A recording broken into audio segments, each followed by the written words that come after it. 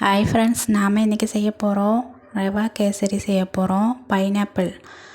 எல்லாருமே சப்ஸ்கிரைப் பண்ணுங்கள், லைக் பண்ணுங்கள், கமெண்ட் பண்ணுங்கள். இப்போ நெய் ஊற்றி ட்ரை ஃப்ரூட்ஸ் வறுத்து எடுத்துக்கலாம்.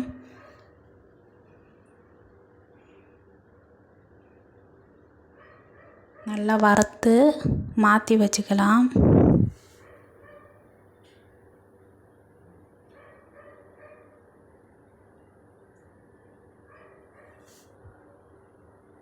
அந்த நெய்யிலே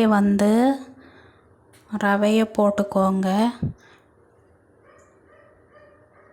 ஒரு கப்பு ரவை போட்டு நல்லா வறுத்து எடுத்துக்கோங்க.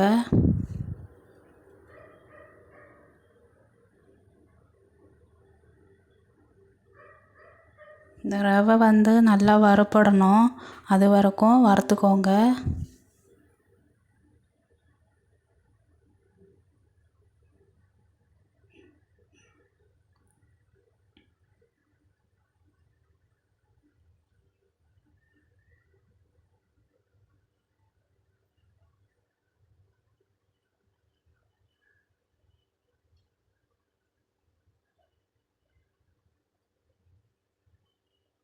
மாற்றிக்கோங்க. அதுக்கப்புறமா நெய் ஊற்றிக்கலாம். நெய்யை ஊற்றி பைனாப்பிள் சின்ன சின்னதாக கட் பண்ணி வச்சுருக்கிறேன் நான், அது போட்டு நல்லா வதக்கிக்கோங்க. அதுக்கப்புறமா சர்க்கரை போட்டு நல்லா கிளறி விடுங்க. இப்போ 1/4 தண்ணி ஊற்றி வச்சுருக்குறோம். அதுக்கப்புறமா மஞ்சள் தூள் போட்டு கிளறிக்கோங்க. வேறு எந்த கலருமே நான் சேர்த்தலை பாருங்கள். ஆனால் குழந்தைகளும் சாப்பிடணும் இல்லைங்களா, அதுக்காகவே நான் எந்த கலரும் சேர்க்கலை. கொஞ்சமாக மஞ்சத்தூள் மட்டும்தான் போட்டேன். நல்லா கொதி வரட்டும், அந்த பைனாப்பிள் வேகணும். இப்போ ரவையை போட்டு நல்லா கிளறி விடுங்க. அந்த ரவை பைனாப்பிள் எல்லாமே வெந்து வரணும்.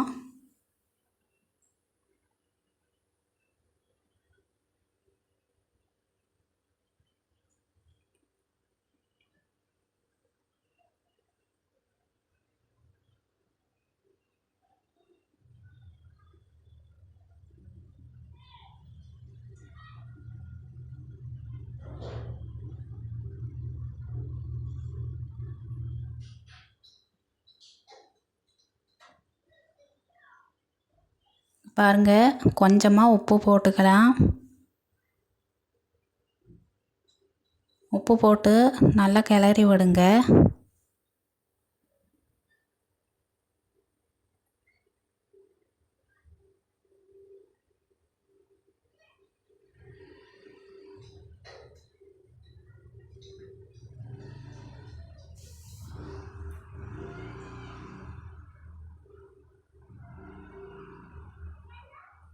இப்போ 1 ஸ்பூன் நெய்யை விட்டுக்கோங்க.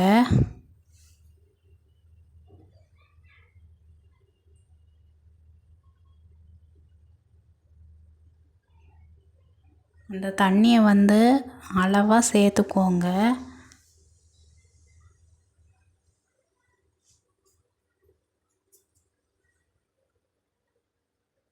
பாருங்கள், ரவை நல்லா வெந்துருச்சு பாருங்கள்.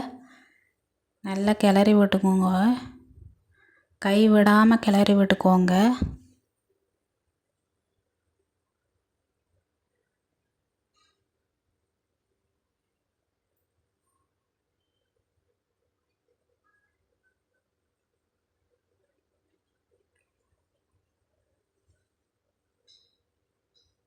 இங்கே பாருங்கள், கரண்டியில் ஒட்டவே இல்லை பாருங்கள்.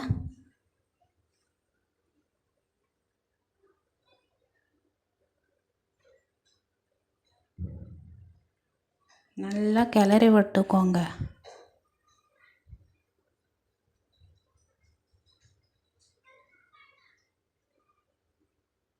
பாருங்கள், கரண்டியில் விட்டு வருது பாருங்கள், அப்படி இருக்கணும். ஒட்டவே இல்லை பாருங்கள்.